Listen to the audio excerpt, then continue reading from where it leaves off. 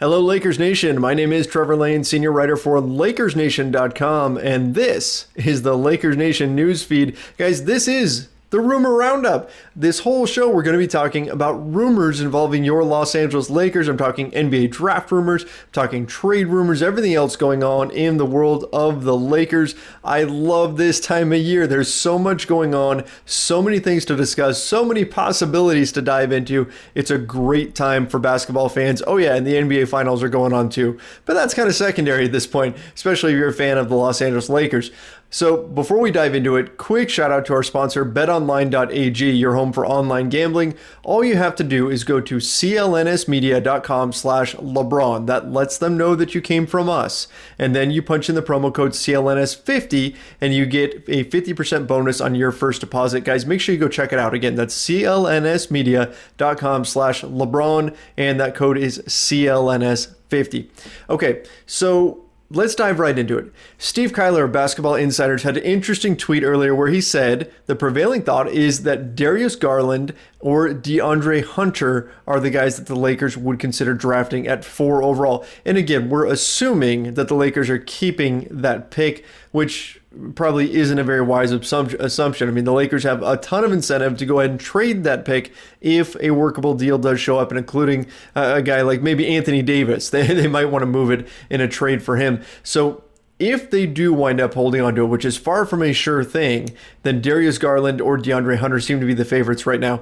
Makes a lot of sense. Look, DeAndre Hunter is an interesting candidate. Obviously, he's NCAA champion. I feel like of the guys that we think are going to be there, DeAndre Hunter is the most win now piece. In fact, Corey Hansford and I broke down the top 4 guys that we think could be candidates for the Lakers: Cam Reddish, Jarrett Culver, Darius Garland, and of course DeAndre Hunter. And we think that he has probably the lowest ceiling, but also the highest floor. If you're looking for a sure thing, it's probably DeAndre Hunter.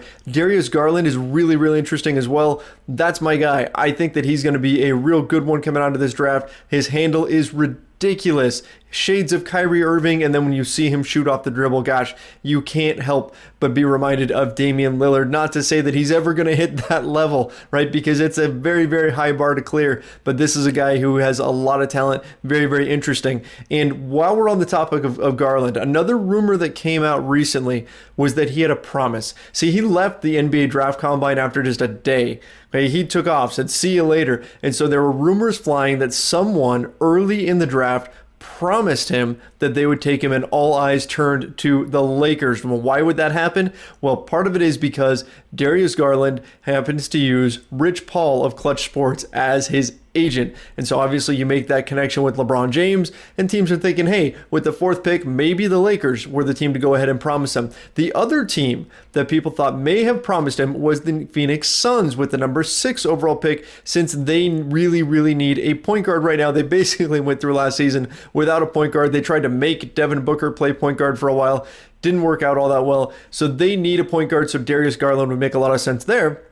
But John Gambadoro, who has a ton of credibility in the Phoenix market, said it's not the Suns. Said the Suns did not promise him. So the Chicago Bulls were also hearing probably didn't promise him. They are not linked. So if the Bulls didn't do it and the Suns didn't do it, the Cleveland Cavaliers at 5 would make a lot of sense because they already have Colin Sexton. And so that just lends further credibility to the idea that the Lakers would have promised him at 4. Now you say, wait, don't the Lakers have Lonzo Ball as their starting point guard? Yes, but there's some thought that Garland's shooting, since the Lakers really need shooting, would make him a fit even alongside Lonzo Ball. So did the Lakers really promise him though? I'm skeptical. Look, I can get why from an outside perspective it makes sense. You break down all those things. We've heard it's not the Bulls at 7. We've heard it's not the Suns. Wouldn't make a lot of sense for it to be the Cavs. Therefore, it must be the Lakers. You throw in the Rich Paul connection. Suddenly it all makes sense. It's got to be the Lakers, right? I don't know about that. I'm not ready to go that far because, again, the Lakers are probably going to look to trade this pick. Why would you promise Darius Garland now, almost a month away from the draft, that you are going to draft him with the 4th overall pick when you don't know what offers are going to be out there just yet? Teams are going to be talking trade all the way up until draft day, right until teams make the pick. Trade discussions are going to be going on. And again, it makes a ton of sense for the Lakers to shop this pick heavily. So you can't give Darius Garland a concrete promise. You can't tell him, hey, we are definitely taking you, unless they're convinced that he is the next superstar, that he is getting him at 4 is like getting Kobe at 13, which the Hornets did years ago and then traded him to the Lakers for Vlade Divac. Thanks a lot, Vlade. If that's the kind of deal it is, then okay, maybe you go ahead and promise him, but I don't think that's the case here with Darius Garland. So why would the Lakers promise him at 4, knowing that there's a decent chance that somebody else could be making that pick? Doesn't make a whole lot of sense. However, what does make sense is Rich Paul using his client leaving the combine early as a way to drum up even more interest around him. And of course, not going to fight things if the Lakers name gets thrown in there. We see this happen every offseason. The Lakers get connected with trades and the Lakers get connected with free agents that they may or may not actually have interest in, because it drums up interest, because you attach Lakers to anything and it blows up. That's the way it is. The Lakers are the most prominent, or the most popular team in the league. Worldwide, the Lakers have the biggest following.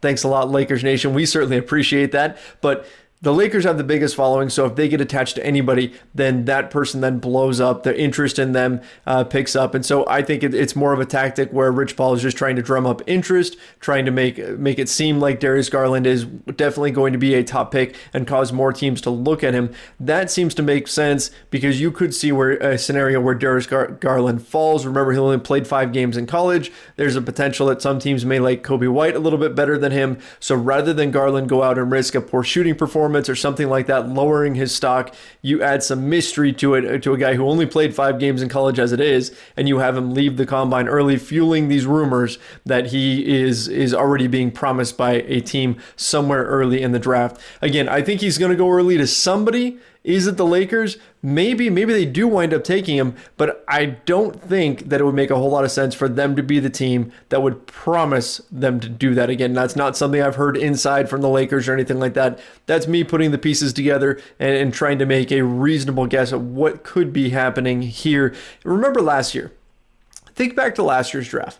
The rumor was that the Lakers promised to select Mitchell Robinson with their pick, and that ended up being 25th overall. Instead, they used that pick on Mo Wagner. Mitchell Robinson winds up going, I believe it was 36th, to the New York Knicks. So, and look, looking back now, they should have picked Mitchell Robinson. He's blocking everything for the Knicks, and he's arguably their best young trade asset now, Mitchell Robinson is. But the Lakers were rumored to have promised Mitchell Robinson. The prevailing thought was that someone was using the Lakers' name in order to increase Robinson's draft stock, and lo and behold, they don't wind up selecting Mitchell Robinson, which calls that whole thing into question. Could be something similar going on here. Again, the Lakers' name gets used a lot in order to drum up interest in somebody. Speaking of the draft, another rumor that's coming out, the Knicks, and this is according to Sean Devaney of Sporting News, the Knicks might pass on RJ Barrett. Look, when the Lakers got the 4th pick, people said, oh my gosh, the Lakers got the 4th pick in a 3-player draft. 3-player draft, Zion Williamson, Ja Morant, and RJ Barrett. After that, there's a huge drop-off. Right? And now we're hearing the Knicks may pass on RJ Barrett so they can instead take Jarrett Culver. Okay, I like Jarrett Culver a lot. If the Lakers took him at 4, I'd have no problems with that whatsoever. He's a very good player, intriguing candidate. I worry a little bit about the shooting, but other than that, he's a guy who can do a lot of things on the basketball court. But the Knicks taking Jarrett Culver at 3 instead of RJ Barrett seems like madness. I don't see that happening. I don't buy into the rumor, because here's what's going to happen. The Knicks are going to do their due diligence. It makes sense for them to put out there that they're not locked in on RJ Barrett, that they've got all these different options, because you don't want teams to know what you're going to do. You want your strategy to be secretive. Look, of course, the Pelicans are going to take Zion. Right? Everybody knows that. They don't need to hide it or anything, even though they haven't come out and specifically said it, at least as far as I've seen. But with RJ Barrett, the Knicks can kind of try to hide things as much as they can.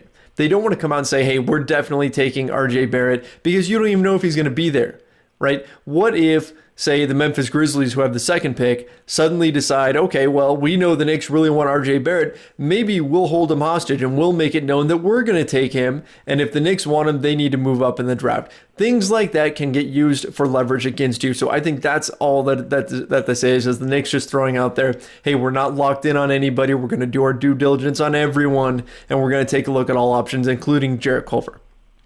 I think in the end, push comes to shove, the Knicks take RJ Barrett, or the Knicks possibly trade that pick. They're going to be right in the thick of things for Anthony Davis as well, just like the Lakers are with their number 4 pick. So again, rumors out there, the Knicks could take could not take RJ Barrett, could instead take Jarrett Culver.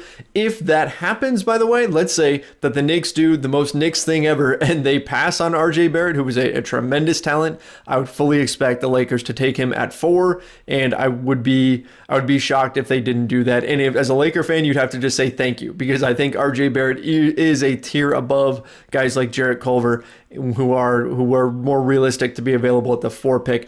It also reminds me of a couple years back when the Lakers had the 2nd pick in the Brandon Ingram draft.